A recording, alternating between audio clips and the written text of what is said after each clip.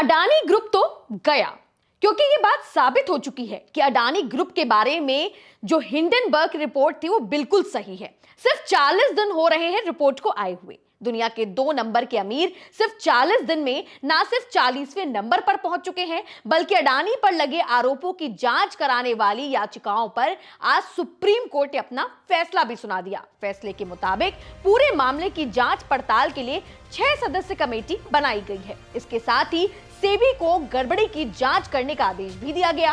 अब इस पूरे मामले की जांच पड़ताल के बाद 2 महीने बाद सेबी अपनी तरफ से रिपोर्ट पेश करेगी।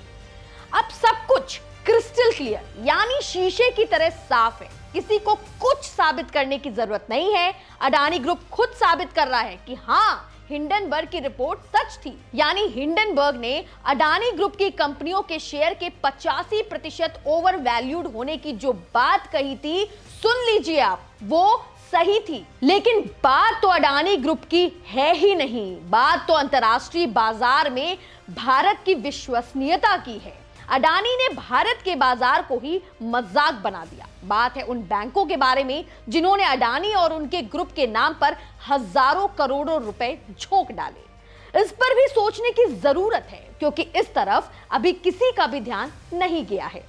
अडानी ने उस कहावत को साबित कर दिखाया है कि हम तो डूबेंगे सनम, पर तुम्हें भी साथ में लेकर। तो सवाल ये है कि क्यों नहीं अडानी से पहली फुर्सत में उस कर्जे की वसूली की जाए जो बैंकों ने उन पर लुटाए हैं। आखिर वो भारत की जनता का पैसा है, देश के आम नागरिकों का पैसा है। भले ही सरकार ने इस लूट पर आंख और कान दोनों बंद करके रखे हो, इस कहानी पर पर्दा डालने के लिए कभी बागेश्वर बाबा की खबर मीडिया में फैलाई हो तो कभी मनीष सिसोदिया को गिरफ्तार किया जाता हो, ये केवल एक इत्तेफाक तो है नहीं। भारत का शेयर बाजार इस रिपोर्ट के बाद झटके पर झटके सह रहा है। 24 फरवरी को खत्म हुए कारोबारी हफ्ते में सेंसेक्स 2000 अंकों से ज्यादा यानी 3.4% तक गिर चुका है।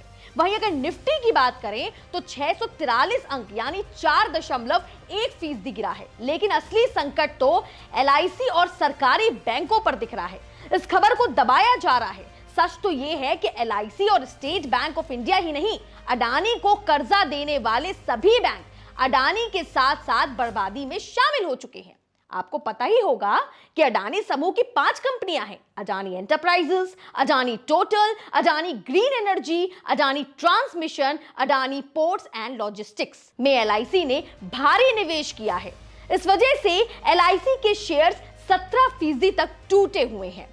महीने भर में एलआईसी का भाव 75,000 करोड़ से ज्यादा नीचे गिर गया है।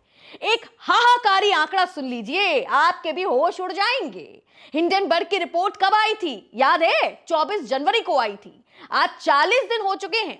गजब की तबाही का मंजर सभी की आंखों के सामने चीख चीख कर अडानी की देश की बर्बादी में हिस्सेदारी को बयां कर रहा है।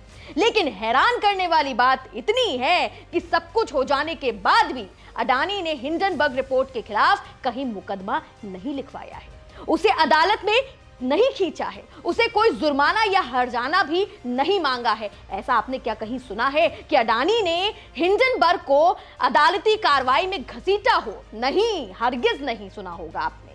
तो अडानी ने ऐसा क्यों किया? दुनिया इतिहास में ऐसे बहुत कम उदाहरण देखने को मिलते हैं कि आरोप तो 103 पन्ने का हो और जवाब पूरे 413 पन्ने का हो। कोई खबर नहीं है कि अडानी ने आधिकारिक तौर पर हिंडनबर्ग पर कोई मुकदमा किया हो, उसके खिलाफ कोई एफआईआर दर्ज की हो। अडानी ने तो यह कहा था कि यह हमला भारत की संप्रभुता पर है। भारत सरकार हिंडनबर्ग के खिलाफ मुकदमा लिखवा दे। वित्त मंत्री निर्मला सीतारमण क्या भारत पर एक छुटंकी सी कंपनी के हमले को ऐसे ही टुकटुकियां लगाकर देखती रहेंगी? इसका जवाब है, सरकार और अडानी दोनों ही जानते हैं कि हिंडनबर्ग के खिलाफ अगर कोर्ट गए तो क्या होगा। मुकदमे में अडानी को अपनी बात साबित करने के लिए सबूत देने होंगे और जैसे ही वो सबूत पेश करेंगे खुद अपने जाल में फंस जाएंगे।